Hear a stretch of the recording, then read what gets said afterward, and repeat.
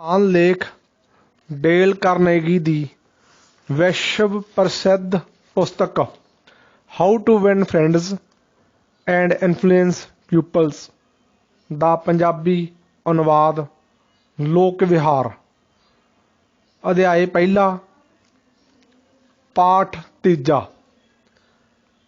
जो ये कर सकता है सारा संसार उस दे नाल है, जो नहीं कर सकता वो वीरान रस्ते ते चलता है।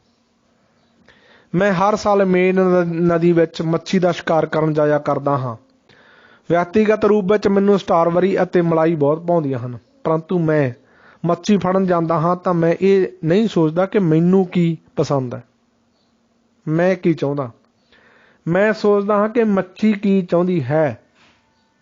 मैं कंढे ते स्टारवरी ते मलाई पा के पानी विच नहीं पाउंदा, सगों मैं मच्छी दे सामने कोई कीड़ा जां झीमर लटका के कहता हाँ कि तू इस नूं खाना पसंद नहीं करेंगी। मनुख नूं फड़दे समय ही भी इसे व्यवहार बुद्धि का प्रयोग क्यों ना किया जाए। लैड जार्ज ही करदा सी जदों किसी ने उस तों पुछया कि महायुद्ध के समय के दूसरे नेतावां विल्सन, आरलैंडो अते क्लीमंसो दे कढ़ दिते जाण अते भुला दिते जाण तो बाद भी तुसीं ताकत नूं अपने हत्थ विच फड़ी रखण दा किवें प्रबंध कीता सी? तां उसने उत्तर दिता कि जे मेरे चोटी ते टिके रहण दा कोई एक कारण किया जा सकता है तां सचमुच वो यही है कि मैं जाणदा हाँ कि जिस मछली नूं फड़ना है उस दे लई कंढे ते उस दे अनुकूल ही चारा लाउणा चाहीदा है। जो चीज़ असीं चाहुंदे हाँ उस दे विषय विच क्यों गल कीती जावे? ये तां बच्चों वर्गी गल है, बेहूदगी है।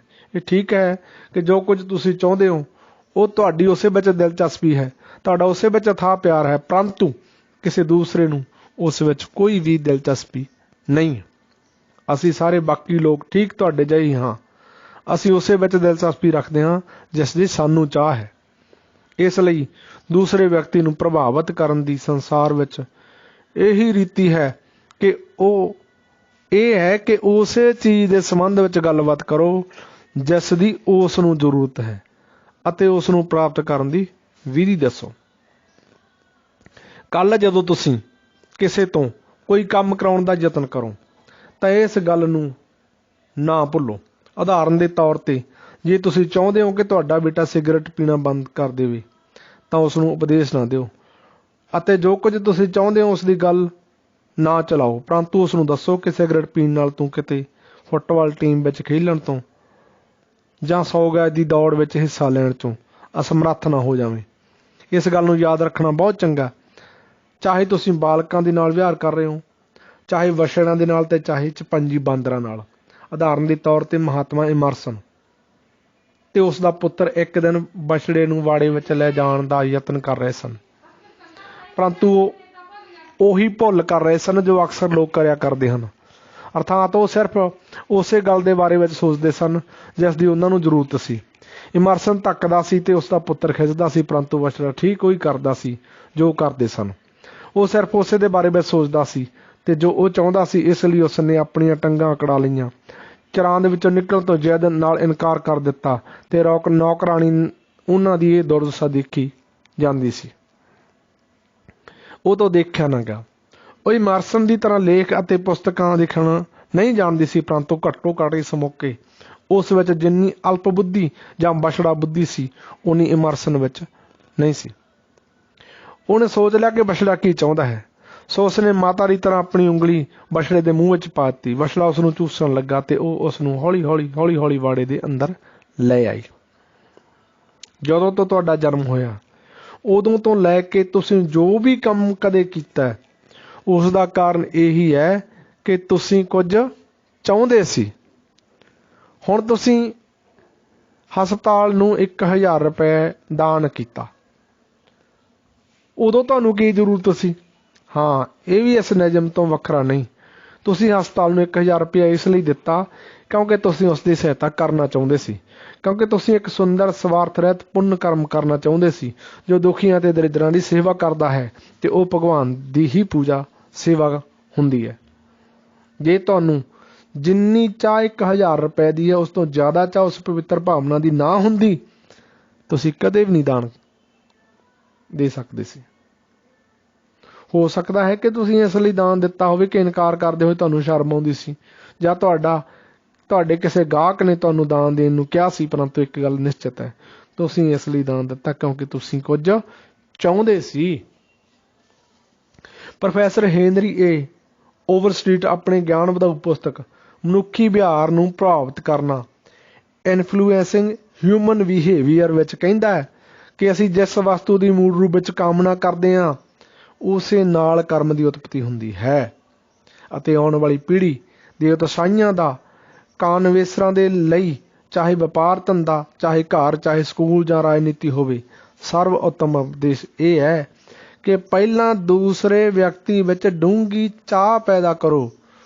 ਜੋ ਇਹ ਕਰ ਸਕਦਾ ਹੈ, ਉਸ ਦੇ ਨਾਲ ਸਾਰਾ ਸੰਸਾਰ ਚੱਲਦਾ। ਜੋ ਇਹ ਨਹੀਂ ਕਰ ਸਕਦਾ, ਉਹ ਵੀਰਾਨ ਮਾਰਗ 'ਤੇ ਚੱਲਦਾ ਹੈ। ਅਮਰੀਕਾ ਦਾ ਧਨ ਕੁਬੇਰ ਐਂਡਰੂ ਕਾਰਨੇਗੀ ਇੱਕ ਦਰਿਦਰਤਾ ਦਾ ਮਾਰਿਆ ਸਕਾਚ ਲੜਕਾ ਸੀ। ਉਸਨੇ 2 ਆਨੇ ਰੋਜ਼ਾਨਾ ਦੇ ਕੰਮ ਕਰਨਾ ਸ਼ੁਰੂ ਕੀਤਾ ਸੀ ਤੇ ਅਖੀਰ ਨੂੰ 1.5 ਅਰਬ ਦੇ ਲਗਭਗ ਰੁਪਈਆ ਦਾਨ ਵਿੱਚ ਦਿੱਤਾ ਸੀ। ਉਸਨੇ ਸ਼ੁਰੂਆਤ ਦੇ ਜੀਵਨ ਵਿੱਚ ਇਹ ਸਮਝ ਲਿਆ ਸੀ ਕਿ ਲੋਕਾਂ ਨੂੰ ਪ੍ਰਭਾਵਿਤ ਕਰਨ ਦੀ ਇੱਕ ਮਾਤਰ ਵਿਧੀ ਹੈ, ਜੋ ਕਿ ਕੁਝ ਦੂਸਰਾ ਵਿਅਕਤੀ ਚਾਹੁੰਦਾ ਹੈ ਉਸ ਦੇ ਅਨੁਸਾਰ ਗੱਲਬਾਤ ਕੀਤੀ ਜਾਵੇ। ਜੋ ਸਿਰਫ 4 ਵਰ੍ਹੇ ਸਕੂਲ ਗਿਆ ਸੀ, ਫਿਰ ਵੀ ਉਸਨੇ ਲੋਕਾਂ ਤੋਂ ਕੰਮ ਲੈਣਾ ਸਿੱਖ ਲਿਆ। ਇੱਕ ਉਦਾਹਰਨ ਲਵੋ। ਉਸ ਦੀ ਸਾਲੀ ਆਪਣੇ 2 ਪੁੱਤਰਾਂ ਦੀ ਚਿੰਤਾ ਵਿੱਚ ਬਿਮਾਰ ਹੋ ਗਈ।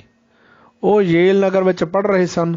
ਉਹ ਆਪਣੇ ਕੰਮ ਵਿੱਚ ਇੰਨੇ ਲੀਨ ਸਨ ਕਿ ਘਰ ਚਿੱਠੀ ਤੱਕ ਨਹੀਂ ਲਿਖਦੇ ਸਨ, ਅਤੇ ਆਪਣੀ ਮਾਤਾ ਦੇ ਪ੍ਰਚੰਡ ਪੱਤਰਾਂ ਤੋਂ ਕੁਝ ਵੀ ਧਿਆਨ ਨਹੀਂ ਦਿੰਦੇ ਸਨ। ਇਸ ਨਾਲ ਉਹ ਬਹੁਤ ਦੁਖੀ ਰਹਿੰਦੇ ਸੀ। ਕਾਰਨੇਗੀ ਨੇ ਉਹਨਾਂ ਨਾਲ $100 ਦੀ ਸ਼ਰਤ ਲਗਾਈ ਕਿ ਮੈਂ ਬਿਨਾਂ ਕਹੇ ਹੀ ਵਾਪਸੀ ਡਾਕ ਵਿੱਚ ਉੱਤਰ ਮੰਗਵਾ ਸਕਦਾ ਹਾਂ। ਉਸ ਦੀ ਸ਼ਰਤ ਸਵੀਕਾਰ ਕਰ ਲਈ ਗਈ। ਇਸ 'ਤੇ ਉਸਨੇ ਉਹਨਾਂ ਲੜਕਿਆਂ ਨੂੰ ਇੱਕ ਗੱਪਸ਼ਪ ਨਾਲ ਭਰੀ ਹੋਈ ਚਿੱਠੀ ਲਿਖੀ ਅਤੇ ਉਹਦੀ ਸਮਾਪਤੀ ਦੇ ਹੇਠਾਂ ਅਨਿਯਮਿਤ ਰੂਪ ਵਿੱਚ ਲਿਖ ਦਿੱਤਾ ਕਿ ਮੈਂ ਹਰ ਇੱਕ ਨੂੰ $5 ਦਾ ਚੈੱਕ ਭੇਜ ਰਿਹਾ ਹਾਂ। ਪਰੰਤੂ ਉਸਨੇ ਚਿੱਠੀ ਦੇ ਨਾਲ ਚੈੱਕ ਨਹੀਂ ਭੇਜਿਆ। ਇਸ ਨਾਲ ਵਾਪਸੀ ਡਾਕ ਵਿੱਚ ਉੱਤਰ ਆ ਗਿਆ। ਕੱਲ੍ਹ ਤੁਹਾਨੂੰ ਕਿਸੇ ਵਿਅਕਤੀ ਨੇ ਪ੍ਰੇਰਣਾ ਕਰਕੇ ਕੋਈ ਕੰਮ ਕਰਾਉਣ ਦੀ ਜ਼ਰੂਰਤ ਪਵੇਗੀ। ਕੱਲ੍ਹ ਸ਼ੁਰੂ ਕਰਨ ਤੋਂ ਪਹਿਲਾਂ ਜ਼ਰਾ ਠਹਿਰੋ ਅਤੇ ਆਪਣੇ ਮਨ ਤੋਂ ਪੁੱਛੋ, ਮੈਂ ਕਿਸ ਪ੍ਰਕਾਰ ਇਸ ਵਿਅਕਤੀ ਵਿੱਚ ਇਹ ਕੰਮ ਕਰਨ ਦੀ ਚਾਹ ਪੈਦਾ ਕਰ ਸਕਦਾ ਹਾਂ। ਇਸ ਪ੍ਰਸ਼ਨ ਦਾ ਇੱਕ ਲਾਭ ਹੋਵੇਗਾ, ਤੁਹਾਡੀਆਂ ਅਭਿਲਾਸ਼ਾਵਾਂ ਦੇ ਵਿਸ਼ੇ ਵਿੱਚ ਲੋਕ ਵਿਅਰਥ ਬਕ-ਬਕ ਕਰਦੇ ਹਨ। ਉਹਨਾਂ ਨੂੰ ਦੇਖਣ ਦੇ ਲਈ ਸਾਨੂੰ ਅਸਾਵਧਾਨੀਪੂਰਵਕ ਦੌੜਨਾ ਪੈਂਦਾ ਹੈ। ਇਹ ਪ੍ਰਸ਼ਨ ਸਾਡਾ ਉਹ ਦੌੜਨਾ ਬੰਦ ਕਰ ਦੇਵੇਗਾ। ਵਿਖਿਆਨਮਾਲਾ ਦੇ ਲਈ ਮੈਂ ਹਰ ਇੱਕ ਰੁੱਤ ਵਿੱਚ ਨਿਊਯਾਰਕ ਦੇ ਇੱਕ ਵਿਸ਼ੇਸ਼ ਹੋਟਲ ਦਾ ਇੱਕ ਵੱਡਾ ਨਾਚ ਕਮਰਾ 21 ਰਾਤਾਂ ਲਈ ਕਿਰਾਏ 'ਤੇ ਲਿਆ ਕਰਦਾ ਸੀ। ਇੱਕ ਰੁੱਤ ਦੇ ਆਰੰਭ ਵਿੱਚ ਮੈਨੂੰ ਅਚਾਨਕ ਕਿਹਾ ਗਿਆ ਕਿ ਮੈਨੂੰ ਪਹਿਲਾਂ ਦੀ ਬਨਿਸਬਤ ਤਕਰੀਬਨ 3 ਗੁਣਾ ਕਿਰਾਇਆ ਦੇਣਾ ਪਵੇਗਾ ਵੱਧ। ਇਹ ਸਮਾਚਾਰ ਮੈਨੂੰ ਉਦੋਂ ਮਿਲਿਆ ਜਦੋਂ ਟਿਕਟ ਛਪ ਕੇ ਵੰਡੇ ਜਾ ਚੁੱਕੇ ਸਨ, ਸਭ ਸੂਚਨਾਵਾਂ ਦਿੱਤੀਆਂ ਜਾ ਚੁੱਕੀਆਂ ਸਨ। ਕੁਦਰਤੀ ਗੱਲ ਹੈ ਕਿ ਮੈਂ ਪਹਿਲਾਂ ਤੋਂ ਜ਼ਿਆਦਾ ਕਿਰਾਇਆ ਨਹੀਂ ਦੇਣਾ ਚਾਹੁੰਦਾ ਸੀ, ਪਰੰਤੂ ਜੋ ਮੈਂ ਕੁਝ ਚਾਹੁੰਦਾ ਸੀ ਉਸ ਦੇ ਵਿਸ਼ੇ ਵਿੱਚ ਹੋਟਲ ਵਾਲਿਆਂ ਨਾਲ ਗੱਲਬਾਤ ਕਰਨ ਦਾ ਕੀ ਲਾਭ। ਉਹਨਾਂ ਦੀ ਦਿਲਚਸਪੀ ਤਾਂ ਉਸੇ ਵਿੱਚ ਸੀ ਜੋ ਕੁਝ ਉਹ ਆਪ ਚਾਹੁੰਦੇ ਸਨ। ਇਸ ਲਈ 2 ਦਿਨਾਂ ਵਿੱਚੋਂ ਮੈਂ ਮੈਨੇਜਰ ਨੂੰ ਮਿਲਣ ਗਿਆ। ਮੈਂ ਕਿਹਾ, ਤੁਹਾਡਾ ਪੱਤਰ ਪਾ ਕੇ ਮੈਨੂੰ ਕੁਝ ਧੱਕਾ ਜਿਹਾ ਲੱਗਾ, ਪਰੰਤੂ ਮੈਂ ਤੁਹਾਨੂੰ ਬਿਲਕੁਲ ਦੋਸ਼ ਨਹੀਂ ਦਿੰਦਾ। ਜੇ ਮੈਂ ਤੁਹਾਡੀ ਸਥਿਤੀ ਵਿੱਚ ਹੁੰਦਾ ਤਾਂ ਸ਼ਾਇਦ ਮੈਂ ਵੀ ਅਜਿਹਾ ਹੀ ਕਰਦਾ, ਇੱਦਾਂ ਹੀ ਚਿੱਠੀ ਲਿਖਦਾ। ਇਸ ਹੋਟਲ ਦੇ ਮੈਨੇਜਰ ਦੇ ਰੂਪ ਵਿੱਚ ਜਿੰਨਾ ਵੀ ਜ਼ਿਆਦਾ ਤੋਂ ਜ਼ਿਆਦਾ ਸੰਭਵ ਹੋਵੇ ਨਫਾ ਕਮਾਉਣਾ ਤੁਹਾਡਾ ਕਰਤੱਵ ਹੈ।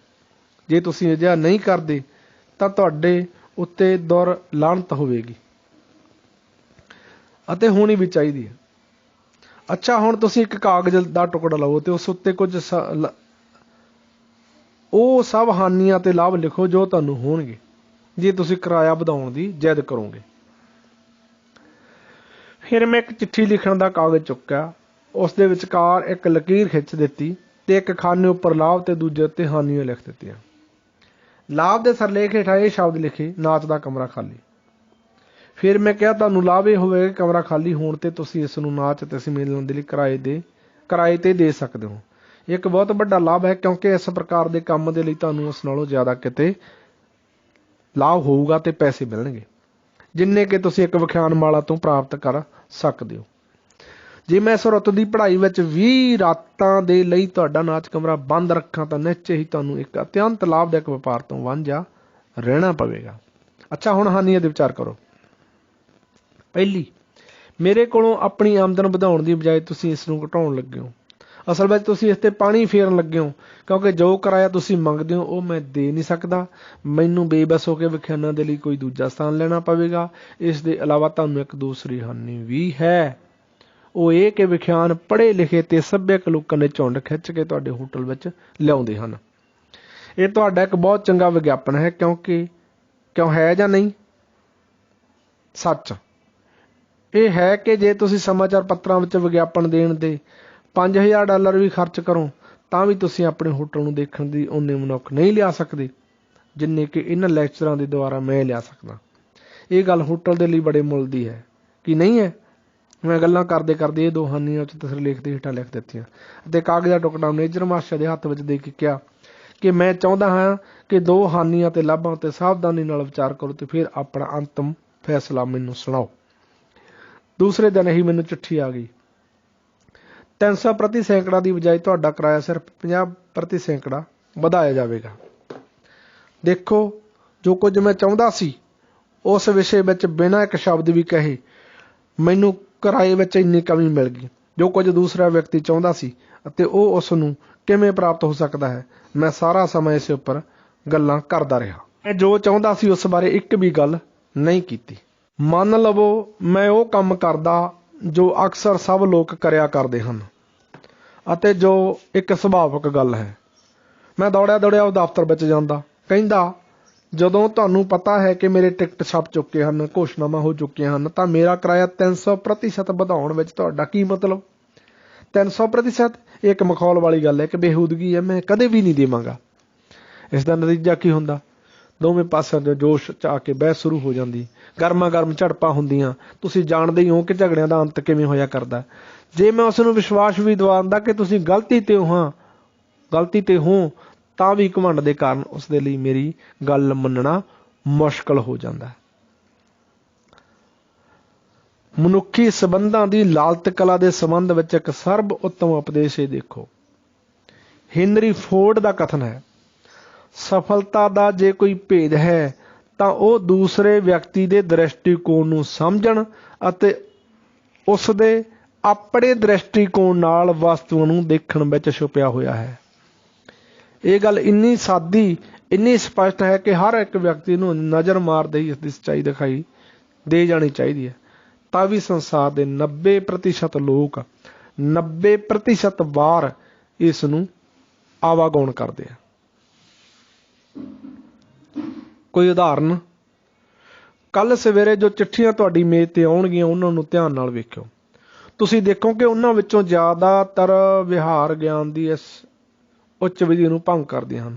ਇਹ ਚਿੱਠੀ ਨੂੰ ਲਵੋ ਜੋ ਇੱਕ ਐਸੀ ਵਿਗਿਆਪਨ ਕਰਨ ਵਾਲੀ ਏਜੰਸੀ ਦੇ ਰੇਡੀਓ ਵਿਭਾਗ ਦੇ ਮੁਖੀ ਨੇ ਲਿਖੀ ਹੈ। ਉਸ ਦੇ ਦਫ਼ਤਰ ਸਾਰੇ ਦੇਸ਼ ਦੇ ਫੈਲੇ ਹੋਏ ਹਨ ਅਤੇ ਇਹ ਚਿੱਠੀ ਸਮੁੱਚੇ ਦੇਸ਼ ਦੇ ਲੋਕਲ ਰੇਡੀਓ ਸਟੇਸ਼ਨਾਂ ਦੇ ਮੈਨੇਜਰਾਂ ਨੂੰ ਭੇਜੀ ਗਈ ਸੀ। ਹਰ ਇੱਕ ਪਹਿਰੇ ਨੂੰ ਪੜ੍ਹ ਕੇ ਮੇਰੇ ਮਨ ਵਿੱਚ ਜੋ ਪ੍ਰਤੀਕਿਰਿਆ ਹੋਈ ਉਸ ਨੂੰ ਮੈਂ ਬ੍ਰੈਕਟਾਂ ਵਿੱਚ ਲਿਖ ਦਿੱਤਾ ਹੈ। ਸ੍ਰੀ ਜਾਨ ਬਲੈਂਕ ਕਵੈਲ, ਇੰਡੀਆਨਾ। ਪਿਆਰੇ ਸ੍ਰੀ ਬਲੈਂਕ, ਕੰਪਨੀ ਰੇਡੀਓ ਦੇ ਖੇਤਰ ਵਿੱਚ ਵਿਗਿਆਪਨ ਕਰਨ ਵਾਲੀਆਂ ਏਜੰਸੀਆਂ ਵਿੱਚੋਂ ਕਿਸੇ ਨੂੰ ਆਪਣੇ ਨਾਲੋਂ ਵਧਣ ਨਹੀਂ ਦੇਣਾ ਚਾਹੁੰਦੀ। ਮੇਰਾ ਵਿਚਾਰ, ਕੌਣ ਪ੍ਰਵਾਹ ਕਰਦਾ ਹੈ ਕਿ ਤੁਹਾਡੀ ਕੰਪਨੀ ਕੀ ਚਾਹੁੰਦੀ ਹੈ? ਮੈਨੂੰ ਆਪਣੀਆਂ ਸਮੱਸਿਆਵਾਂ ਦੀ ਚਿੰਤਾ। ਬੈਂਕ ਮੇਰੇ ਘਰ ਦੀ ਕੁਰਕੀ ਕਰਾਉਣ ਜਾ ਰਿਹਾ, ਟਿੱਡੀ ਮੇਰੇ ਫਸਲ ਚੱਟ ਕਰ ਰਹੀ ਹੈ। ਕੱਲ੍ਹ ਸਟਾਕ ਮਾਰਕੀਟ ਦੇ ਗਿਰ ਜਾਣ ਨਾਲ ਮੈਨੂੰ ਕਈ ਹਜ਼ਾਰ ਦਾ ਨੁਕਸਾਨ ਹੋਇਆ। ਮੈਂ ਕੱਲ੍ਹ ਰਾਤ ਦੀਵਾਨ ਬਹਾਦਰ ਰਾਜਾ ਨਰਿੰਦਰ ਨਾਥ ਦੀ ਪਾਰਟੀ ਦੇ ਲਈ ਸੱਦਾ ਨਹੀਂ ਮਿਲਿਆ ਮੈਨੂੰ। ਡਾਕਟਰ ਕਹਿੰਦਾ ਕਿ ਤੇਰੇ ਖੂਨ ਦਾ ਦਬਾਅ ਵੱਧ ਗਿਆ ਹੈ ਅਤੇ ਤੈਨੂੰ ਨਸ ਦੀ ਜਲਣ ਤੇ ਰੂਸੀ ਹੈ। ਅਤੇ ਫਿਰ ਹੁੰਦਾ ਕੀ ਹੈ? ਮੈਂ ਅੱਜ ਸਵੇਰੇ ਦਫ਼ਤਰ ਵਿੱਚ ਪਰੇਸ਼ਾਨ ਆਉਂਦਾ, ਆਪਣੀ ਡਾਕ ਖੋਲ੍ਹਦਾ ਅਤੇ ਕੋਈ ਮਾਮੂਲੀ ਵਿਅਕਤੀ ਨਿਊਯਾਰਕ ਵਿੱਚ ਬੈਠਾ ਹੋਇਆ ਭੌਂਕਦਾ ਕਿ ਉਸ ਦੀ ਕੰਪਨੀ ਕੀ ਚਾਹੁੰਦੀ ਹੈ। ਜੇ ਉਹ ਮਹਿਸੂਸ ਕਰਦਾ ਕਿ ਉਸਦਾ ਪੱਤਰ ਕਿਹੋ ਜਿਹਾ ਪ੍ਰਭਾਵ ਬਣਾਉਂਦਾ ਤਾਂ ਉਹ ਵਿਗਿਆਪਨ ਦਾ ਧੰਦਾ ਛੱਡ ਕੇ ਭੇਡਾਂ ਨਹਾਉਣ ਦੇ ਟੱਬ ਬਣਾਉਣ ਲੱਗਦਾ। ਚਿੱਠੀ ਦੇ ਅਗਲੇ ਬੋਲ, ਇਸ ਏਜੰਸੀ ਨੇ ਪਹਿਲ ਸਮੁੱਚੇ ਦੇਸ਼ ਵਿੱਚ ਆਪਣੇ ਕੰਮ ਦਾ ਜੋ ਜਾਲ ਫੈਲਾਇਆ ਸੀ ਉਸ ਦੀ ਪਿੱਠ 'ਤੇ ਉਹ ਬਹੁਤ ਸੰਖਿਆ ਵਿੱਚ ਕੰਪਨੀਆਂ ਸਨ ਜਿਨ੍ਹਾਂ ਨੇ ਆਪਣੇ ਵਿਗਿਆਪਨ ਕਰਨ ਦਾ ਕੰਮ ਸਾਨੂੰ ਦਿੱਤਾ ਸੀ। ਇਸ ਦੇ ਬਾਅਦ ਅਸੀਂ ਆਪਣੇ ਰੇਡੀਓ ਸਟੇਸ਼ਨ 'ਤੇ ਇੰਨਾ ਜ਼ਿਆਦਾ ਵਿਗਿਆਪਨ ਕਰਦੇ ਰਹੇ ਹਾਂ ਕਿ ਸਾਡੀ ਨਿਕਾਸੀ ਵਰ੍ਹਿਆਂ ਤੋਂ ਸਭ ਏਜੰਸੀਆਂ ਤੋਂ ਜ਼ਿਆਦਾ ਚੱਲੀ ਆ ਰਹੀ ਹੈ। ਮੇਰੇ ਵਿਚਾਰ, ਤੁਸੀਂ ਵੱਡੇ ਧਨਾਟ ਹੋ, ਸਭ ਦੇ ਉੱਪਰ ਹੋ, ਤਾਂ ਫਿਰ ਕੀ ਕੀਤਾ ਜਾਵੇ? ਜੇ ਤੁਸੀਂ ਇੰਨੇ ਵੱਡੇ ਹੋ ਜਿੰਨੇ ਅਮਰੀਕਾ ਦੇ ਸੰਯੁਕਤ ਰਾਜਾਂ ਦੀ ਸੈਨਾ ਦੇ ਸਾਰੇ ਅਧਿਕਾਰੀ, ਜਨਰਲਸ, ਮੋਟਰ ਤੇ ਜਨਰਲ ਇਲੈਕਟ੍ਰਿਕ ਸਭ ਮਿਲ ਕੇ, ਤਾਂ ਵੀ ਮੈਂ ਇਸ ਤੋਂ ਕੌਡੀ ਮੁੱਲ ਨਹੀਂ ਸਮਝਦਾ।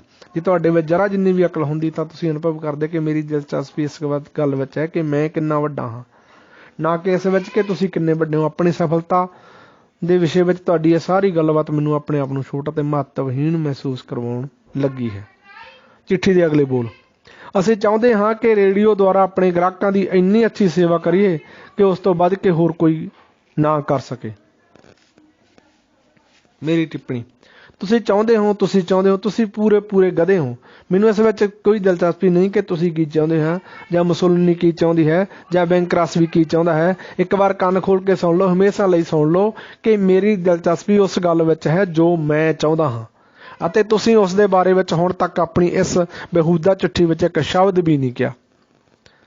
ਚਿੱਠੀ ਦੇ ਅਗਲੇ ਬੋਲ। ਇਸ ਲਈ ਕੀ ਤੁਸੀਂ ਕੰਪਨੀ ਦਾ ਨਾਂ ਆਪਣੇ ਵਿਸ਼ੇਸ਼ ਸਨਮਾਨਯੋਗ ਸੂਚੀ ਵਿੱਚ ਲਿਖ ਲਵੋਗੇ? ਮੇਰੀ ਟਿੱਪਣੀ, ਵਿਸ਼ੇਸ਼ ਸਨਮਾਨਯੋਗ ਸੂਚੀ? ਤੁਹਾਡੇ ਵਿੱਚ ਸਾਹਸ ਹੈ। ਤੁਸੀਂ ਆਪਣੀ ਕੰਪਨੀ ਦੇ ਵਿਸ਼ੇ ਵਿੱਚ ਲੰਮੀਆਂ ਚੌੜੀਆਂ ਗੱਲਾਂ ਬਣਾ ਕੇ ਮੈਨੂੰ ਤੁੱਛ ਅਨੁਭਵ ਕਰਾਉਂਦੇ ਹੋ, ਅਤੇ ਫਿਰ ਤੁਸੀਂ ਮੈਨੂੰ ਕਹਿੰਦੇ ਹੋ ਕਿ ਮੈਂ ਤੁਹਾਨੂੰ ਵਿਸ਼ੇਸ਼ ਸਨਮਾਨਯੋਗ ਸੂਚੀ ਵਿੱਚ ਰੱਖ ਲਵਾਂ, ਅਤੇ ਅਜਿਹਾ ਕਹਿੰਦੇ ਸਮੇਂ ਤੁਸੀਂ ਕਿਰਪਾ ਕਰਕੇ ਵੀ ਨਹੀਂ ਕਹਿੰਦੇ। ਚਿੱਠੀ ਦੇ ਅਗਲੇ ਬੋਲ। ਕੀ ਪਹੁੰਚ ਫਟਾਫਟ ਆਉਣ ਨਾਲ ਦੋਹਾਂ ਨੂੰ ਲਾਭ ਹੋਵੇਗਾ? ਲਿਖੋ, ਤੁਸੀਂ ਅੱਜ ਕੱਲ੍ਹ ਕੀ ਕਰ ਰਹੇ ਹੋ? ਮੇਰੀ ਟਿੱਪਣੀ, ਉਹ ਮੂਰਖੋ, ਤੂੰ ਮੈਨੂੰ ਇੱਕ ਸਾਸਤੀ ਜੀ ਪਤਝੜ ਦੇ ਪੱਤਿਆਂ ਵਾਂਗ ਦੂਰ ਦੂਰ ਤੱਕ ਵਿਖਰੀ ਹੋਈ ਚਿੱਠੀ ਲਿਖ ਰਿਹਾ, ਅਤੇ ਜਿਸ ਸਮੇਂ ਮੈਂ ਕੁਰਕੀ ਦੀ ਫਸਲ ਦੀ ਅਤੇ ਖੂਨ ਦੀ ਦਬਾਅ ਦੀ ਵਧਣ ਦੀ ਚਿੰਤਾ ਵਿੱਚ ਡੁੱਬਿਆ, ਤੂੰ ਮੈਨੂੰ ਕਹਿੰਦਾ ਕਿ ਮੈਂ ਬੈਠ ਕੇ ਤੇਰੀ ਲੰਮੀ ਚੌੜੀ ਚਿੱਠੀ ਦੀ ਪਹੁੰਚ ਲਿਖਾਂ ਤੇ ਫਟਾਫਟ ਲਿਖਾਂ। ਕਿ ਤੇਰਾ ਕੀ ਮਤਲਬ? ਕੀ ਤੂੰ ਨਹੀਂ ਜਾਣਦਾ ਕਿ ਮੈਂ ਵੀ ਉਨਾ ਹੀ ਰੁੱਝਿਆ ਹੋਇਆ ਜਿੰਨਾ ਕਿ ਤੂੰ, ਤੇ ਅਥਵਾ ਘੱਟੋ ਘੱਟ ਮੈਂ ਐਸਾ ਖਿਆਲ ਕਰਨਾ ਚਾਹੁੰਦਾ ਹਾਂ। ਹੁਣ ਜਦ ਤੂੰ ਉਸ ਵਿਸ਼ੇ 'ਤੇ ਗੱਲ ਕਰ ਰਿਹਾ ਤਾਂ ਫਿਰ ਮੈਨੂੰ ਇੱਧਰ ਉੱਧਰ ਦੀਆਂ ਗੱਲਾਂ ਕਹਿਣ ਦਾ ਹੱਕ ਕਿਸ ਨੇ ਦਿੱਤਾ? ਤੂੰ ਕਹਿੰਦਾ ਕਿ ਇਸ ਨਾਲ ਦੋਹਾਂ ਨੂੰ ਲਾਭ ਹੋ ਗਿਆ। ਅਖੀਰ ਤੂੰ ਮੇਰਾ ਵੀ ਲਾਭ ਦ੍ਰਿਸ਼ਟੀਕੋਣ ਸਮਝਣ ਲੱਗਾ, ਪਰੰਤੂ ਸਪਸ਼ਟ ਨਹੀਂ ਕੀਤਾ ਇਸ ਨਾਲ ਮੈਨੂੰ ਕਿਵੇਂ ਲਾਭ ਹੋਵੇਗਾ। ਤੁਹਾਡਾ ਆਪਣਾ ਜਾਨ ਬਲੈਂਕ, ਮੈਨੇਜਰ, ਰੇਡੀਓ ਵਿਭਾਗ। ਬਲੈਂਕ ਜਾਣੀ ਕਿ ਖਾਲੀ ਥਾਂ ਸਮਝੀ ਜਾਵੇ। ਵੈਲ ਜਨਰਲ ਤੋਂ ਨਕਲ ਕੀਤਾ ਹੋਇਆ ਨਾਲ ਹੀ ਉਦਾਹਰਨ ਤੁਹਾਡੀ ਦਿਲਚਸਪੀ ਦਾ ਕਾਰਨ ਹੋਵੇਗੀ, ਅਤੇ ਸੰਭਵ ਹੈ ਤੁਸੀਂ ਇਸ ਨੂੰ ਆਪਣੇ ਸਟੇਸ਼ਨ 'ਤੇ ਬਰਾਡਕਾਸਟ ਕਰਨਾ ਚਾਹੋ। ਮੇਰੀ ਟਿੱਪਣੀ, ਅਖੀਰ ਇਸ ਪਿੱਛੇ ਲਿਖੇ ਹਿੱਸੇ ਵਿੱਚ ਤੁਸੀਂ ਕੁਝ ਐਸੀਆਂ ਗੱਲਾਂ ਕਹਿ ਰਹੇ ਹੋ ਜੋ ਮੇਰੀ ਇੱਕ ਸਮੱਸਿਆ ਦਾ ਹੱਲ ਕਰਨ ਵਿੱਚ ਮੈਨੂੰ ਸਹਾਇਤਾ ਦੇ ਸਕਦੀਆਂ। ਤੁਸੀਂ ਆਪਣੀ ਚਿੱਠੀ ਦਾ ਆਰੰਭ ਇਹਨਾਂ ਸ਼ਬਦਾਂ ਨਾਲ ਕਿਉਂ ਨਹੀਂ ਕੀਤਾ? ਪਰੰਤੂ ਫਾਇਦਾ ਕੀ? ਜੋ ਵੀ ਵਿਗਿਆਨ ਦੇਣ ਨਾਲ ਮਨੁੱਖ ਐਸੀਆਂ ਬੇਹੂਦਾ ਗੱਲਾਂ ਕਰਦਾ ਹੈ ਜੈਸੀ ਕਿ ਤੁਸੀਂ ਮੈਨੂੰ ਲਿਖੀ ਹੈ, ਉਸ ਦੇ ਦਿਮਾਗ ਵਿੱਚ ਨੁਕਸ ਹੁੰਦਾ ਹੈ, ਅਤੇ ਅੱਜ ਕੱਲ੍ਹ ਕੀ ਕਰ ਰਹੇ ਹੋ ਇਹ ਦੱਸਣ ਦੇ ਲਈ ਤੁਹਾਨੂੰ ਚਿੱਠੀ ਲਿਖਣ ਦੀ ਜ਼ਰੂਰਤ ਨਹੀਂ। ਤੁਹਾਨੂੰ ਆਪਣੇ ਦਿਮਾਗੀ ਨੁਕਸ ਦੀ ਡਾਕਟਰੀ ਕਰਵਾਉਣੀ ਚਾਹੀਦੀ ਹੈ। ਹੁਣ ਦੇਖੋ, ਜੋ ਮਨੁੱਖ ਆਪਣਾ ਜੀਵਨ ਵਿਗਿਆਨ ਦੇਣ ਵਿੱਚ ਲਗਾਉਂਦਾ ਹੈ ਅਤੇ ਉਸ ਦੇ ਮਾਲ ਨੂੰ ਖਰੀਦਣ ਲਈ ਲੋਕਾਂ ਨੂੰ ਪ੍ਰਭਾਵਿਤ ਕਰਨ ਲਈ ਕਲਾ ਵਿੱਚ ਖੁਦ ਨੂੰ ਮਾਹਰ ਪ੍ਰਗਟ ਕਰਦਾ, ਜੇ ਉਹ ਐਸਾ ਪੱਤਰ ਲਿਖਦਾ ਤਾਂ ਅਸੀਂ ਪੰਸਾਰੀ, ਰੋਟੀ ਵਾਲੇ, ਚਟਾਈ ਵਾਲੇ, ਸਬਜ਼ੀ ਵਾਲੇ, ਗੱਡੀ ਵਾਲੇ, ਰਿਕਸ਼ੇ ਵਾਲੇ, ਦੁਕਾਨਾਂ ਵਾਲੇ, ਬਿਜਲੀ ਵਾਲੇ, ਅਸੀਂ ਕੀ ਹਾਂ? ਅੱਛਾ, ਹੁਣ ਇੱਕ ਦੂਸਰੀ ਚਿੱਠੀ ਜੋ ਲੋਕਾਂ ਦਾ ਮਾਲ ਬਾਹਰ ਭੇਜਣ ਵਾਲੇ ਇੱਕ ਵੱਡੇ ਦਫ਼ਤਰ ਦੇ ਪ੍ਰਬੰਧਕ ਨੇ ਇਸ ਸਿੱਖਿਆ ਪ੍ਰਣਾਲੀ ਦੇ ਇੱਕ ਵਿਦਿਆਰਥੀ ਸ੍ਰੀ ਐਡਵਰਡ ਵਰਮਾਈਲਨ ਨੂੰ ਲਿਖੀ। ਜਿਸ ਮਨੁੱਖ ਨੂੰ ਇਹ ਲਿਖੀ ਗਈ ਸੀ ਉਸ 'ਤੇ ਉਹਦਾ ਕੀ ਪ੍ਰਭਾਵ ਹੋਇਆ, ਇਸ ਨੂੰ ਪੜ੍ਹ ਕੇ ਫਿਰ ਮੈਂ ਤੁਹਾਨੂੰ ਦੱਸਾਂਗਾ। ਇਹ ਜ਼ਰੇਗਾਸ ਸੰਜ ਇਨਸ 27 ਫਰੰਟ ਸਟਰੀਟ, ਬਰੁਕਲਿਨ, NY। ਧਿਆਨ ਦਿਓ, ਸ੍ਰੀ ਐਡਵਰਡ ਵਰਮਾਈਲਿਨ। ਜੈਂਟਲਮੈਨ, ਬਾਹਰ ਮਾਲ ਭੇਜਣ 'ਤੇ ਸਾਡੇ ਦਫ਼ਤਰ ਦੇ ਕੁਝ ਕੰਮ ਵਿੱਚ ਰੁਕਾਵਟ ਪੈਂਦੀ ਹੈ ਕਿਉਂਕਿ ਮਾਲ ਜ਼ਿਆਦਾਤਰ ਸਾਡੇ ਕੋਲ ਦੇਰ ਨਾਲ ਤੀਸਰੇ ਪਹਿਰ ਪਹੁੰਚਦਾ ਹੈ। ਇਸ ਨਾਲ ਇੱਕ ਤਾਂ ਕੰਮ ਦੀ ਭੀੜ ਹੋ ਜਾਂਦੀ ਹੈ, ਅਤੇ ਦੂਜੇ ਸਾਡੇ ਆਦਮੀਆਂ ਨੂੰ ਨਿਯਮਿਤ ਸਮੇਂ ਤੋਂ ਬਾਅਦ ਕੰਮ ਕਰਨਾ ਪੈਂਦਾ ਹੈ। ਤੀਜੇ ਛਕੜਿਆਂ ਨੂੰ ਦੇਰ ਹੁੰਦੀ ਹੈ, ਅਤੇ ਚੌਥੇ ਕਦੇ ਕਦੇ ਮਾਲ ਉਸੇ ਦਿਨ ਬਾਹਰ ਨਹੀਂ ਜਾ ਪਾਉਂਦਾ। 10 ਨਵੰਬਰ ਨੂੰ ਸਾਡੇ ਕੋਲ ਕੰਪਨੀਆਂ ਦੀਆਂ 310 ਗੱਠਾਂ ਕੰਪਨੀ ਦੀਆਂ ਆਈਆਂ। ਸਾਡੇ ਇੱਥੇ ਸ਼ਾਮ 4 ਵਜੇ ਤੇ ਪਹੁੰਚੀਆਂ। ਮਾਲ ਦੇ ਦੇਰ ਨਾਲ ਪਹੁੰਚਣ ਨਾਲ ਅਣਇੱਛਤ ਨਤੀਜੇ ਪੈਦਾ ਹੁੰਦੇ ਹਨ। ਉਹਨਾਂ ਨੂੰ ਦੂਰ ਕਰਨ ਦੇ ਲਈ ਅਸੀਂ ਤੁਹਾਨੂੰ ਸਹਿਯੋਗ ਦੀ ਪ੍ਰਾਰਥਨਾ ਕਰਦੇ ਹਾਂ। ਇਸ ਲਈ ਸਾਡੀ ਬੇਨਤੀ ਹੈ ਕਿ ਜਿਸ ਦਿਨ ਤੁਸੀਂ ਮਾਲ ਭੇਜਣਾ ਹੋਵੇ ਉਸ ਦਿਨ ਜਾਂ ਤਾਂ ਸਾਰਾ ਮਾਲ ਜਲਦੀ ਭੇਜ ਦਿਆ ਕਰੋ ਜਾਂ ਫਿਰ ਉਸ ਦਾ ਕੁਝ ਹਿੱਸਾ ਸਵੇਰੇ ਭੇਜ ਦਿਆ ਕਰੋ। ਇਸ ਵਿਵਸਥਾ ਨਾਲ ਤੁਹਾਨੂੰ ਲਾਭ ਇਹ ਹੋਵੇਗਾ ਕਿ ਮਾਲ ਦੇਣ ਲਈ ਤੁਹਾਡੇ ਛਕੜਿਆਂ ਨੂੰ ਇੱਥੇ ਦੇਰ ਤੱਕ ਨਹੀਂ ਠਹਿਰਨਾ ਪਵੇਗਾ ਅਤੇ ਤੁਹਾਡਾ ਮਾਲ ਉਸੇ ਦਿਨ ਬਾਹਰ ਭੇਜ ਦਿੱਤਾ ਜਾ ਸਕੇਗਾ। ਤੁਹਾਡਾ ਖਾਲੀ ਥਾਂ ਬਾ ਪ੍ਰਬੰਧਕ। ਇਸ ਪੱਤਰ ਨੂੰ ਪੜ੍ਹਨ ਤੋਂ ਬਾਅਦ ਜੇ ਜਰੇਗਾਸ ਸੰਜ ਇੰਸ ਦੇ ਵਿਕਰੀ ਵਿਭਾਗ ਦੇ ਮੈਨੇਜਰ ਸ੍ਰੀ ਵਰਮਾਇਲ ਦੇ ਹੇਠ ਲਿਖੀ ਟਿੱਪਣੀ ਸਹਿਤ ਪੱਤਰ ਮੇਰੇ ਕੋਲ ਭੇਜ ਦਿੱਤਾ। ਇਸ ਪੱਤਰ ਦਾ ਜੋ ਪ੍ਰਭਾਵ ਚਾਹੀਦਾ ਸੀ ਉਸ ਦਾ ਉਲਟਾ ਹੋਇਆ। ਇਹ ਪੱਤਰ ਦਫ਼ਤਰ ਦੀਆਂ ਸਮੱਸਿਆਵਾਂ ਦੇ ਵਰਣਨ ਨਾਲ ਸ਼ੁਰੂ ਹੁੰਦਾ ਤੇ ਜਿਨ੍ਹਾਂ ਵਿੱਚ ਆਮ ਤੌਰ ਤੇ ਸਾਨੂੰ ਕੋਈ ਦਿਲਚਸਪੀ ਨਹੀਂ। ਫਿਰ ਸਾਡਾ ਸਹਿਯੋਗ ਮੰਗਿਆ ਗਿਆ ਤੇ ਇਸ ਗੱਲ ਦਾ ਵਿਚਾਰ ਤੱਕ ਨਹੀਂ ਕੀਤਾ ਗਿਆ ਇਸ ਵਿੱਚ ਸਾਨੂੰ ਕਿੰਨੀ ਔਖੀ ਹੋਵੇਗੀ। ਫਿਰ ਅਖੀਰਲੇ ਪਹਿਰੇ ਵਿੱਚ ਗੱਲ ਕਹੀ ਗਈ ਕਿ ਅਸੀਂ ਸਹਿਯੋਗ ਦੀ ਤੁਹਾਡੇ ਛਕੜਿਆਂ ਨੂੰ ਦੇਰ ਤੱਕ ਠਹਿਰਨਾ ਪਵੇਗਾ ਤੇ ਸਾਡਾ ਮਾਲ ਉਸੇ ਦਿਨ ਅੱਗੇ ਭੇਜ ਦਿੱਤਾ ਜਾਏਗਾ। ਦੂਸਰੇ ਸ਼ਬਦਾਂ ਵਿੱਚ ਜਿਸ ਗੱਲ ਵਿੱਚ ਸਾਨੂੰ ਸਭ ਤੋਂ ਜ਼ਿਆਦਾ ਦਿਲਚਸਪੀ ਹੈ ਉਹ ਸਭ ਤੋਂ ਪਿੱਛੇ ਲਿਖੀ ਗਈ ਹੈ। ਇਹ ਚਿੱਠੀ ਵਿੱਚ ਸਹਿਯੋਗ ਦੀ ਬਜਾਏ ਸਾਡੇ ਨਾਲ ਵੈਰ ਦਾ ਭਾਵ ਪੈਦਾ ਹੁੰਦਾ ਹੈ। ਆਓ ਦੇਖੀਏ ਇਹ ਚਿੱਠੀ ਇਸ ਤੋਂ ਅੱਛੇ ਢੰਗ ਨਾਲ ਵੀ ਲਿਖੀ ਜਾ ਸਕਦੀ ਸੀ ਜਾਂ ਨਹੀਂ। ਸਾਨੂੰ ਆਪਣੀਆਂ ਸਮੱਸਿਆਵਾਂ ਦੀ ਚਰਚਾ ਵਿੱਚ ਸਮਾਂ ਨਸ਼ਟ ਨਹੀਂ ਕਰਨਾ ਚਾਹੀਦਾ। ਸਮਝਣਾ ਅਤੇ ਵਸਤੂ ਨੂੰ ਉਸਦੇ ਅਤੇ ਆਪਣੇ ਦ੍ਰਿਸ਼ਟੀਕੋਣ ਨਾਲ ਵੇਖਣਾ ਚਾਹੀਦਾ। ਇਸ ਨੂੰ ਸ਼ੁੱਧ ਕਰਨ ਦੀ ਇੱਕ ਵਿਧੀ ਹੈ। ਹੋ ਸਕਦਾ ਹੈ ਸਰਬ ਉੱਤਮ ਵਿਧੀ ਨਾ ਹੋਵੇ ਪਰੰਤੂ ਕੀ ਇਹ ਉਸ ਤੋਂ ਚੰਗੀ ਨਹੀਂ ਹੈ? ਆਓ ਵਿਚਾਰ ਕਰੀਏ। ਸੋਧਿਆ ਹੋਇਆ ਰੂਪ ਚਿੱਠੀ ਦਾ। ਪਿਆਰੇ ਸ੍ਰੀ ਵਰਮਾਇਲਨ, ਤੁਹਾਡੀ ਕੰਪਨੀ ਬਹੁਤ ਅੱਛੀ ਹੈ। ਉਹ 14 ਸਾਲ ਤੋਂ ਸਾਡੀ ਗਾਹਕ ਹੈ। ਕੁਦਰਤੀ ਹੈ ਕਿ ਅਸੀਂ ਤੁਹਾਡੀ ਇਸ ਪ੍ਰਤੀਪਾਲਕਤਾ ਦੇ ਲਈ ਬਹੁਤ ਧੰਨਵਾਦੀ ਹਾਂ। ਅਸੀਂ ਚਾਹੁੰਦੇ ਹਾਂ ਕਿ ਤੁਹਾਡੇ ਕੰਮ ਜਲਦੀ ਅਤੇ ਚੰਗੀ ਤਰ੍ਹਾਂ ਕਰਿਆ ਕਰੀਏ ਕਿਉਂਕਿ ਤੁਸੀਂ ਸਾਡੇ ਇਸ ਸੇਵਾ ਦੇ ਹੱਕਦਾਰ ਹੋ। ਪਰੰਤੂ ਅਫਸੋਸ ਹੈ ਕਿ ਸਾਡੇ ਲਈ ਐਸਾ ਕਰਨਾ ਸੰਭਵ ਨਹੀਂ ਕਿਉਂਕਿ ਤੁਹਾਡੇ ਛਕੜੇ ਤੀਜੇ ਪਹਿਰ ਦੇਰ ਨਾਲ ਬਹੁਤ ਸਾਰਾ ਮਾਲ ਲਿਆਉਂਦੇ ਹਨ, ਜਿਵੇਂ ਕਿ 10 ਨਵੰਬਰ ਨੂੰ ਹੋਇਆ ਕਿਉਂਕਿ ਹੋਰ ਕੋਈ ਵਪਾਰੀ ਵੀ ਤੀਸਰੇ ਪਹਿਰ ਦੇਰ ਨਾਲ ਮਾਲ ਲਿਆਉਂਦੇ ਹਨ। ਕੁਦਰਤੀ ਤੌਰ 'ਤੇ ਇਸ ਨਾਲ ਭੀੜ ਹੋ ਜਾਂਦੀ ਹੈ। ਇਸ ਦਾ ਨਤੀਜਾ ਇਹ ਹੁੰਦਾ ਕਿ ਤੁਹਾਡੇ ਛਕੜਿਆਂ ਨੂੰ ਮਜਬੂਰ ਹੋ ਕੇ ਠਹਿਰਨਾ ਪੈਂਦਾ ਅਤੇ ਕਦੇ ਕਦੇ ਤੁਹਾਡਾ ਮਾਲ ਅੱਗੇ ਭੇਜਣ ਵਿੱਚ ਵੀ ਦੇਰ ਹੋ ਜਾਂਦੀ ਹੈ। ਇਹ ਬੁਰੀ ਗੱਲ ਹੈ, ਬਹੁਤ ਹੀ ਬੁਰੀ ਹੈ। ਇਸ ਤੋਂ ਬਚਣ ਦਾ ਕੀ ਉਪਾਅ ਹੈ? ਜਦੋਂ ਸੰਭਵ ਹੋਵੇ ਤੁਹਾਡਾ ਮਾਲ ਦੁਪਹਿਰ ਤੋਂ ਪਹਿਲਾਂ ਸਾਡੇ ਕੋਲ ਪਹੁੰਚ ਜਾਵੇ। ਇਸ ਨਾਲ ਤੁਹਾਡੇ ਛਕੜਿਆਂ ਨੂੰ ਠਹਿਰਨਾ ਨਹੀਂ ਪਵੇਗਾ। ਤੁਹਾਡੇ ਮਾਲ ਨੂੰ ਅਸੀਂ ਤੁਰੰਤ ਧਿਆਨ ਦੇ ਸਕਾਂਗੇ ਅਤੇ ਸਾਡੇ ਕੰਮ ਕਰਨ ਵਾਲੇ ਰਾਤ ਨੂੰ ਜਲਦੀ ਘਰ ਜਾ ਕੇ ਤੁਹਾਡੇ ਹੱਥੋਂ ਦੀਆਂ ਬਣੀਆਂ ਹੋਈਆਂ ਸਵਾਦੀ ਸੇਵੀਆਂ ਖਾ ਸਕਣਗੇ। ਕਿਰਪਾ ਕਰਕੇ ਇਹਨੂੰ ਕੋਈ ਸ਼ਿਕਾਇਤ ਨਾ ਸਮਝਣਾ ਅਤੇ ਕਿਰਪਾ ਕਰਕੇ ਇਹ ਵੀ ਮਹਿਸੂਸ ਨਾ ਕਰਨਾ ਕਿ ਮੈਂ ਸਿਆਣਾ ਬਣ ਕੇ ਤੁਹਾਨੂੰ ਧੰਦਾ ਚਲਾਉਣ ਦੀ ਵਿਧੀ ਸਿਖਾ ਰਿਹਾ। ਜ਼ਿਆਦਾ ਉੱਤਮ ਢੰਗ ਨਾਲ ਤੁਹਾਡੀ ਸੇਵਾ ਕਰਨ ਦੀ ਇੱਛਾ ਤੋਂ ਹੀ ਪ੍ਰੇਰਿਤ ਹੋ ਕੇ ਮੈਂ ਚਿੱਠੀ ਲਿਖੀ ਹੈ। ਇਸ ਗੱਲ ਦੀ ਕੁਝ ਪਰਵਾਹ ਨਹੀਂ ਕਰਨੀ ਕਿ ਤੁਹਾਡਾ ਮਾਲ ਕਿਸ ਸਮੇਂ ਸਾਡੇ ਇੱਥੇ ਪਹੁੰਚਦਾ ਹੈ।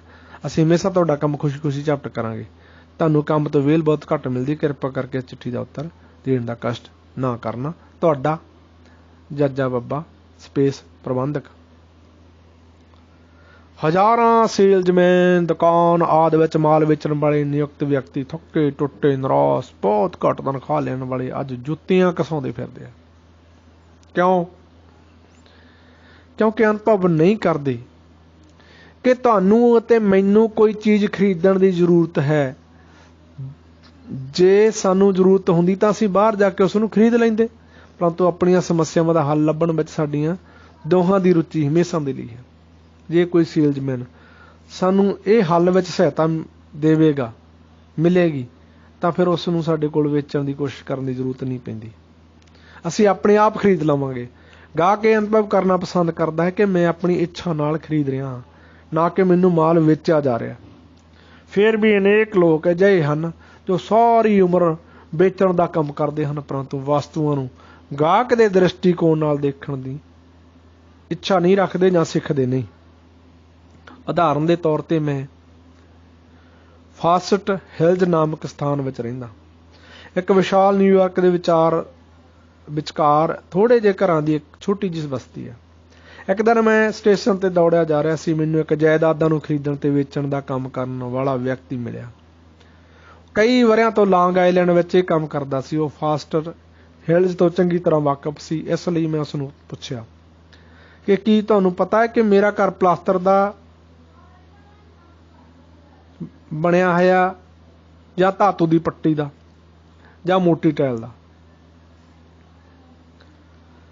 ਉਸਨੇ ਕਿਹਾ ਮੈਨੂੰ ਪਤਾ ਨਹੀਂ। ਉਸਨੇ ਮੈਨੂੰ ਉਹੀ ਗੱਲ ਦੱਸੀਆਂ ਜੋ ਮੈਨੂੰ ਪਹਿਲਾਂ ਹੀ ਪਤਾ ਸੀ। ਉਹ ਮੈਂ ਫਾਸਟਸ ਹਿਲਜ਼ ਗਾਈਡਸ ਐਸੋਸੀਏਸ਼ਨ ਤੋਂ ਵੀ ਫੋਨ ਤੇ ਪੁੱਛ ਸਕਦਾ ਸੀ। ਦੂਸਰੇ ਦਿਨ ਮੈਨੂੰ ਉਹਦਾ ਪੱਤਰ ਮਿਲਿਆ ਕਿ ਉਸਨੇ ਮੈਨੂੰ ਉਹ ਗੱਲਾਂ ਲਿਖੀਆਂ ਜੋ ਮੈਂ ਜਾਣਨਾ ਚਾਹੁੰਦਾ ਸੀ। ਉਹ ਟੈਲੀਫੋਨ ਦੁਆਰਾ 1 ਮਿੰਟ ਵਿੱਚ ਉਹ ਗੱਲਾਂ ਪੁੱਛ ਕੇ ਦੱਸ ਸਕਦਾ ਸੀ, ਪਰੰਤੂ ਉਸਨੇ ਅਜਿਹਾ ਨਹੀਂ ਕੀਤਾ। ਉਸਨੇ ਮੈਨੂੰ ਕਿਹਾ ਕਿ ਤੁਸੀਂ ਖੁਦ ਹੀ ਟੈਲੀਫੋਨ ਕਰਕੇ ਪੁੱਛ ਲਵੋ, ਅਤੇ ਫਿਰ ਕਿਹਾ ਕਿ ਮੈਨੂੰ ਆਪਣਾ ਇੰਸ਼ੋਰੈਂਸ ਦਿਓ। ਉਸਨੂੰ ਮੇਰੀ ਸਹਾਇਤਾ ਕਰਨ ਵਿੱਚ ਕੋਈ ਦਿਲਚਸਪੀ ਨਹੀਂ ਸੀ, ਸਿਰਫ ਆਪਣੀ ਸਹਾਇਤਾ ਕਰਨ ਵਿੱਚ ਅਨੁਰਾਗ ਰੱਖਦਾ ਸੀ। ਮੈਨੂੰ ਉਸ ਨੂੰ ਵਾਸ਼ ਯੱਗ ਦੀਆਂ ਅਤੀ ਉੱਤਮ ਛੋਟੀਆਂ ਪੁਸਤਕਾਂ ਤੇ ਗੋ ਗਿਵਰ ਅਤੇ ਏ ਫਾਰਚੂਨ ਟੂ ਜਾਂ ਸ਼ੇਅਰ ਦੇਣੀ ਚਾਹੀਦੀ ਸੀ, ਜੋ ਉਹਨਾਂ ਪੁਸਤਕਾਂ ਨੂੰ ਪੜ੍ਹਨ ਅਤੇ ਉਹਨਾਂ ਦੇ ਤੱਤ ਗਿਆਨ ਤੋਂ ਆਚਰਨ ਕਰਨ ਅਤੇ ਉਹਨਾਂ ਤੋਂ ਮੇਰੀ ਇੰਸ਼ੋਰੈਂਸ ਲੈਣ ਦੀ ਬਨਿਸਬਤ 1000 ਗੁਣਾ ਜ਼ਿਆਦਾ ਲਾਭ ਹੋਵੇਗਾ। ਵਪਾਰੀ ਲੋਕ ਇਹੀ ਭੁੱਲ ਕਰਿਆ ਕਰਦੇ ਹਨ। ਕਈ ਵਰ੍ਹੇ ਦੀ ਗੱਲ ਹੈ, ਮੈਂ ਫਿਲੇਡੇਲਫੀਆ ਸ਼ਹਿਰ ਵਿੱਚ ਇੱਕ ਨੱਕ ਅਤੇ ਗਲੇ ਦੇ ਰੋਗਾਂ ਦੇ ਮਾਹਰ ਡਾਕਟਰ ਕੋਲ ਗਿਆ। ਮੇਰੇ ਟਾਂਸਲਜ਼, ਗਲੇ ਦੇ ਦੋਨਾਂ ਤਰਫ ਮਾਸ ਗ੍ਰੰਥੀਆਂ ਹੁੰਦੀਆਂ। ਟਾਂਸਲਜ਼ ਨੂੰ ਦੇਖਣ ਤੋਂ ਪਹਿਲਾਂ ਹੀ ਉਸਨੇ ਮੇਰਾ ਵਪਾਰ ਪੁੱਛਿਆ। ਉਸਨੇ ਮੇਰੇ ਰੋਗ ਦੇ ਘੱਟ ਤੇ ਜ਼ਿਆਦਾ ਹੋਣ ਵਿੱਚ ਦਿਲਚਸਪੀ ਨਹੀਂ ਸੀ। ਉਸਨੂੰ ਮੇਰੇ ਧਨ ਦੇ ਘੱਟ ਜਾਂ ਜ਼ਿਆਦਾ ਹੋਣ ਵਿੱਚ ਦਿਲਚਸਪੀ ਸੀ। ਉਸਨੂੰ ਇਸ ਗੱਲ ਦੀ ਚਿੰਤਾ ਨਹੀਂ ਸੀ ਕਿ ਉਹ ਰੋਗ ਸ਼ਾਂਤੀ ਵਿੱਚ ਮੇਰੀ ਕਿੰਨੀ ਸਹਾਇਤਾ ਕਰ ਸਕਦਾ ਹੈ। ਉਸਦੀ ਪ੍ਰਧਾਨ ਚਿੰਤਾ ਇਹ ਸੀ ਕਿ ਉਹ ਮੈਥੋਂ ਕਿੰਨਾ ਧਨ ਖਿੱਚ ਸਕਦਾ ਹੈ। ਨਤੀਜਾ ਉਹ ਹੋਇਆ ਕਿ ਉਸਨੂੰ ਕੁਝ ਵੀ ਨਹੀਂ ਮਿਲਿਆ। ਉਸ ਵਿੱਚ ਚਰਿੱਤਰ ਦੀ ਘਾਟ ਦੇਖ ਕੇ ਮੈਨੂੰ ਘਿਰਨਾ ਹੋਈ ਅਤੇ ਮੈਂ ਉਸਦੇ ਦਫ਼ਤਰ ਤੋਂ ਬਾਹਰ ਆ ਗਿਆ। ਸੰਸਾਰ ਵਿੱਚ ਉਸ ਪ੍ਰਕਾਰ ਦੇ ਸਵਾਰਥੀ ਤੇ ਲੋਭੀ ਲੋਕਾਂ ਨਾਲ ਭਰਿਆ ਪਿਆ ਹੈ। ਇਸ ਲਈ ਉਸ ਦੁਰਲੱਭ ਵਿਅਕਤੀ ਨੂੰ ਜੋ ਨਿਰਸਵਾਰਥ ਭਾਵ ਨਾਲ ਦੂਜਿਆਂ ਦੀ ਸੇਵਾ ਕਰਨ ਦਾ ਯਤਨ ਕਰਦਾ ਹੈ, ਬੜਾ ਲਾਭ ਰਹਿੰਦਾ। ਉਸ ਦੀ ਪ੍ਰਤੀਯੋਗਤਾ ਬਹੁਤ ਹੀ ਥੋੜ੍ਹੀ ਹੁੰਦੀ ਹੈ। ਓਵਨ ਡਾਕਟਰ ਯੰਗ ਕਿਹਾ ਕਰਦਾ ਸੀ, ਜੋ ਮਨੁੱਖ ਖੁਦ ਨੂੰ ਦੂਜੇ ਮਨੁੱਖਾਂ ਦੇ ਸਥਾਨ 'ਤੇ ਰੱਖ ਸਕਦਾ ਹੈ, ਜੋ ਉਹਨਾਂ ਦੇ ਮਨ ਦੀ ਕਿਰਿਆ ਨੂੰ ਸਮਝ ਸਕਦਾ ਹੈ, ਉਸ ਨੂੰ ਇਸ ਗੱਲ ਦੀ ਚਿੰਤਾ ਕਰਨ ਦੀ ਜ਼ਰੂਰਤ ਨਹੀਂ ਕਿ ਵਿਧਾਤਾ ਨੇ ਉਹਦੇ ਭਾਗਾਂ ਵਿੱਚ ਕੀ ਲਿਖਿਆ। ਜੇ ਇਸ ਪੁਸਤਕ ਦੇ ਪਾਲ ਵਿੱਚੋਂ ਤੁਸੀਂ ਸਿਰਫ ਇੱਕੋ ਹੀ ਗੱਲ ਪ੍ਰਾਪਤ ਕਰ ਲਓ, ਅਰਥਾਤ ਤੁਹਾਡੇ ਵਿੱਚ ਹਮੇਸ਼ਾ ਦੂਸਰੇ ਵਿਅਕਤੀ ਦੇ ਦ੍ਰਿਸ਼ਟੀ ਬਿੰਦੂ ਨੂੰ ਸਮਝਣ ਦੀ, ਉਹਦੇ ਨਾਲ ਵਿਚਾਰ ਕਰਨ ਦੀ ਆਦਤ ਵੱਧ ਜਾਵੇ। ਜੇ ਤੁਸੀਂ ਇਸ ਕਿਤਾਬ ਵਿੱਚੋਂ ਇਹੀ ਇੱਕ ਗੱਲ ਲੈ ਲਵੋ ਤਾਂ ਇਹ ਤੁਹਾਨੂੰ ਲੋਕ ਯਾਤਰਾ ਵਿੱਚ ਬੜੇ ਕੰਮ ਦੀ ਚੀਜ਼ ਸਿੱਧ ਹੋਵੇਗੀ। ਬਹੁਤ ਸਾਰੇ ਲੋਕ ਕਾਲਜ ਵਿੱਚ ਸਿੱਖਿਆ ਪਾਉਣ ਜਾਂਦੇ ਹਨ। ਉੱਥੇ ਕਾਲੀਦਾਸ, ਸ਼ੇਕਸਪੀਅਰ, ਗਣਨਾ ਪ੍ਰਣਾਲੀ ਯਾਨੀ ਕਿ ਮੈਥ ਦੇ ਸਿਧਾਂਤਾਂ ਦਾ ਪੂਰਾ ਗਿਆਨ ਪ੍ਰਾਪਤ ਕਰਦੇ ਹਨ, ਪਰੰਤੂ ਉਹਨਾਂ ਨੂੰ ਇਸ ਗੱਲ ਦਾ ਕਦੇ ਗਿਆਨ ਨਹੀਂ ਹੁੰਦਾ ਕਿ ਉਹਨਾਂ ਦੇ ਆਪਣੇ ਮਨ ਵਿੱਚ ਕਿਰਿਆ ਕਿਵੇਂ ਹੁੰਦੀ ਹੈ। ਉਦਾਹਰਨ, ਇੱਕ ਸਮੇਂ ਦਿਲਕਸ਼ ਢੰਗ ਨਾਲ ਬੋਲਣ ਦੀ ਕਲਾ ਤੇ ਕਾਲਜ ਦੇ ਨੌਜਵਾਨਾਂ ਦੇ ਲਈ ਲੈਕਚਰ ਦਿੱਤੇ। ਇੱਕ ਨੌਜਵਾਨ ਨਿਊਯਾਰਕ ਦੇ ਕੈਰੀਅਰ ਕਾਰਪੋਰੇਸ਼ਨ ਦੀ ਨੌਕਰੀ ਕਰਨ ਜਾ ਰਹੇ ਸਨ। ਇਹ ਸੰਸਥਾ ਦਫ਼ਤਰਾਂ ਦੇ ਭਵਨਾਂ ਅਤੇ ਨਾਟਸ਼ਾਲਾਵਾਂ ਨੂੰ ਠੰਡਾ ਕਰਨ ਦਾ ਕੰਮ ਕਰਦੀ ਹੈ। ਉਹਨਾਂ ਵਿੱਚੋਂ ਇੱਕ ਮਨੁੱਖ ਦੂਜਿਆਂ ਨੂੰ ਖੇਲਣ ਲਈ ਪ੍ਰੇਰਨਾ ਕਰਨਾ ਚਾਹੁੰਦਾ ਸੀ। ਉਸਨੇ ਲਗਭਗ ਇਹ ਕਿਹਾ, ਮੈਂ ਚਾਹੁੰਦਾ ਹਾਂ ਕਿ ਤੁਸੀਂ ਲੋਕ ਬਾਹਰ ਆ ਕੇ ਗੇਂਦ ਖੇਲੋ। ਮੈਨੂੰ ਗੇਂਦ ਖੇਲਣਾ ਪਾਉਂਦਾ ਹੈ, ਪਰੰਤੂ ਪਿੱਛੇ 2-3 ਵਾਰ ਜਦੋਂ ਮੈਂ ਘਰ ਵਿੱਚ ਖੇਲਣ ਗਿਆ ਤਾਂ ਖੇਲ ਦੇ ਲਈ ਜ਼ਰੂਰਤ ਯੋਗ ਲੜਕੇ ਨਹੀਂ ਮਿਲੇ। ਮੈਂ ਚਾਹੁੰਦਾ ਹਾਂ ਕਿ ਤੁਸੀਂ ਸਭ ਲੜਕੇ ਕੱਲ੍ਹ ਰਾਤ ਖੇਲਣ ਆਓ ਅਤੇ ਮੈਂ ਗੇਂਦ ਖੇਲਣਾ ਚਾਹੁੰਦਾ। ਕੀ ਤੁਸੀਂ ਕਿਸੇ ਐਸੀ ਚੀਜ਼ ਦਾ ਨਾਂ ਲਿਆ ਜੋ ਤੁਸੀਂ ਚਾਹੁੰਦੇ ਹੋ? ਤੁਸੀਂ ਉਸ ਖੇਲ ਘਰ ਵਿੱਚ ਜਾਣਾ ਨਹੀਂ ਚਾਹੁੰਦੇ ਜਿੱਥੇ ਕੋਈ ਦੂਸਰਾ ਨਹੀਂ ਜਾਂਦਾ, ਠੀਕ ਹੈ ਨਾ? ਉਹ ਕੀ ਚਾਹੁੰਦਾ ਹੈ, ਇਸ ਦੀ ਤੁਹਾਨੂੰ ਪਰਵਾਹ ਨਹੀਂ। ਕੀ ਉਹ ਤੈਨੂੰ ਦਿਖਾ ਸਕਦਾ ਸੀ ਕਿ ਜੋ ਗੱਲਾਂ ਤੁਸੀਂ ਚਾਹੁੰਦੇ ਹੋ ਖੇਲ ਘਰ ਵਿੱਚ ਜਾਣ ਨਾਲ ਮਿਲ ਸਕਦੀਆਂ ਹਨ? ਜ਼ਰੂਰ। ਉਹ ਕਹਿ ਸਕਦਾ ਸੀ ਕਿ ਖੇਲਣ ਨਾਲ ਤੁਹਾਡੀ ਭੁੱਖ ਤੇਜ਼ ਹੋਵੇਗੀ, ਦਿਮਾਗ ਸਾਫ਼ ਹੋਵੇਗਾ, ਚੁਸਤੀ ਆਊਗੀ, ਕੌਤਕ ਹੋਵੇਗਾ, ਕ੍ਰੀੜਾ ਹੋਵੇਗੀ, ਗੇਂਦ ਖੇਲਿਆ ਜਾਵੇਗਾ। ਪ੍ਰੋਫੈਸਰ ਓਵਰਸਟਰੀਟ ਦਾ ਵਿਵੇਕਪੂਰਨ ਉਪਦੇਸ਼ ਇੱਥੇ ਫਿਰ ਦੁਹਰਾਉਂਦਾ ਹਾਂ। ਜੋ ਇਹ ਕਰ ਸਕਦਾ ਸਾਰਾ ਸੰਸਾਰ ਉਹਦੇ ਨਾਲ ਹੈ, ਜੋ ਨਹੀਂ ਕਰ ਸਕਦਾ ਉਹ ਵੀਰਾਨ ਮਾਰਗ 'ਤੇ ਚੱਲਦਾ। ਗ੍ਰੰਥਕਰਤਾ ਦੇ ਟ੍ਰੇਨਿੰਗ ਕੋਰਸ ਦਾ ਇੱਕ ਵਿਦਿਆਰਥੀ ਆਪਣੇ ਛੋਟੇ ਲੜਕੇ ਦੇ ਕਾਰਨ ਚਿੰਤਤ ਰਹਿੰਦਾ ਸੀ। ਬਾਲਕ ਦਾ ਭਾਰ ਘੱਟ ਸੀ, ਉਹ ਭਲੀ ਪ੍ਰਕਾਰ ਖਾਂਦਾ ਨਹੀਂ ਸੀ। ਉਹਦੇ ਮਾਤਾ ਪਿਤਾ ਸਧਾਰਨ ਵਿਧੀ ਨਾਲ ਪ੍ਰਯੋਗ ਕਰਦੇ ਸਨ। ਉਹ ਉਸ ਨੂੰ ਝਿਜਕਦੇ ਤੇ ਦੋਸ਼ ਕੱਢ ਕੇ ਤੰਗ ਕਰਦੇ ਸਨ। ਮਾਂ ਚਾਹੁੰਦੀ ਹੈ ਕਿ ਤੂੰ ਇਹ ਖਾ ਤੇ ਉਹ ਖਾ। ਪਿਤਾ ਚਾਹੁੰਦਾ ਹੈ ਕਿ ਤੂੰ ਵੱਧ ਤੋਂ ਵੱਧ ਵੱਡਾ ਆਦਮੀ ਬਣ। ਕੀ ਲੜਕੇ ਨੇ ਇਹਨਾਂ ਬਹਾਨਿਆਂ ਉੱਤੇ ਕੁਝ ਧਿਆਨ ਦਿੱਤਾ? ਠੀਕ ਓਨਾ ਹੀ जिन्ना मुसलमानों के त्यौहार उत्ते हिंदू ਜਾਂ ਹਿੰਦੂਆਂ ਦੇ ਤਿਉਹਾਰ ਤੇ ਮੁਸਲਮਾਨ ਧਿਆਨ ਦਿੰਦੇ ਆ। जिस मनुख विच भोरा भर भी अशुभ बुद्धि है वो कदे उम्मीद नहीं कर सकता कि एक 3 वरियां दा बालक 30 वरियां दी उम्र दे पिता दे दृष्टिकोण तो प्रभावित होऊगा, परंतु वो पिता ठीक उसे गल दी उम्मीद करदा सी। ये बेहूदगी सी। अखीर उसने इस दा अनुभव किया। उसने अपने मन विच कहा, ओ बालक की चाहुंदा है, जो कुछ मैं चाहुंदा हां उसनूं जो वो चाहुंदा है दे नाल मैं किवें बन सकदा। जदों उसने इस बारे सोचना शुरू किया तो काम सौखा हो गया। ਉਹਨੇ लड़के दे कोल एक ट्राईसाइकिल सी। ਉਹਦੇ लड़के कोल उस ते चढ़ के घर दे सामने घर दे उपर हेठां फिरना उसनूं बहुत चंगा लगदा सी। गली दे निचले पासे कुछ घर उस छड्ड के एक ਝਗੜਾਲੂ ਰਹਿੰਦਾ ਸੀ। ਉਹ ਵੱਡਾ ਲੜਕਾ ਸੀ ਜੋ ਛੋਟੇ ਲੜਕਿਆਂ ਨੂੰ ਟਰਾਈਸਾਈਕਲ ਤੋਂ ਨੀਚੇ ਧੱਕ ਕੇ ਉਸ ਉੱਤੇ ਆਪ ਸਵਾਰ ਹੋ ਜਾਂਦਾ ਸੀ। ਕੁਦਰਤੀ ਗੱਲ ਹੈ, ਛੋਟਾ ਬਾਲਕ ਚਲਾਉਂਦਾ ਰੋਂਦਾ ਹੋਇਆ ਮਾਂ ਕੋਲ ਭੱਜ ਕੇ ਆਉਂਦਾ ਸੀ ਤੇ ਮਾਂ ਨੂੰ ਬਾਹਰ ਆ ਕੇ ਝਗੜਾਲੂ ਨੂੰ ਟਰਾਈਸਾਈਕਲ ਤੋਂ ਉਤਾਰਨਾ ਤੇ ਛੋਟੇ ਬਾਲਕ ਨੂੰ ਫੇਰ ਚੜਾਉਣਾ ਪੈਂਦਾ ਸੀ। ਇਹ ਗੱਲ ਅਕਸਰ ਰੋਜ਼ ਹੋਇਆ ਕਰਦੀ ਸੀ। ਛੋਟਾ ਬਾਲਕ ਕੀ ਚਾਹੁੰਦਾ ਸੀ, ਇਸ ਦਾ ਉੱਤਰ ਦੇਣ ਦੇ ਲਈ ਕਿਸੇ ਸ਼ੇਰਲਾਕ ਹੋਮਜ਼ ਦੀ ਜ਼ਰੂਰਤ ਨਹੀਂ ਸੀ। उसका अभिमान, उसका क्रोध, उसकी महत्व की भावना के लिए उसकी इच्छा, उसकी शरीर रचना में जिन्ने भी प्रबल अवेग सन वो सब उसनूं बदला लैण लई ਝਗੜਾਲੂ का नक तोड़न लई उत्तेजित करते सन। जदों उहदे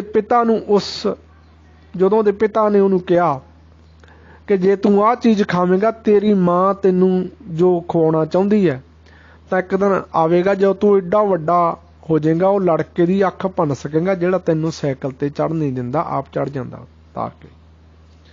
जदों उहदे पिता ने उहनूं उसका वचन दे दिता भी मैं जिम्मेवार हाँ, तू बिल्कुल वड्डा होवेगा ते उतों उहदा नक भन्नेगा तां फिर खाण पीण की समस्या तुरंत हल हो गई।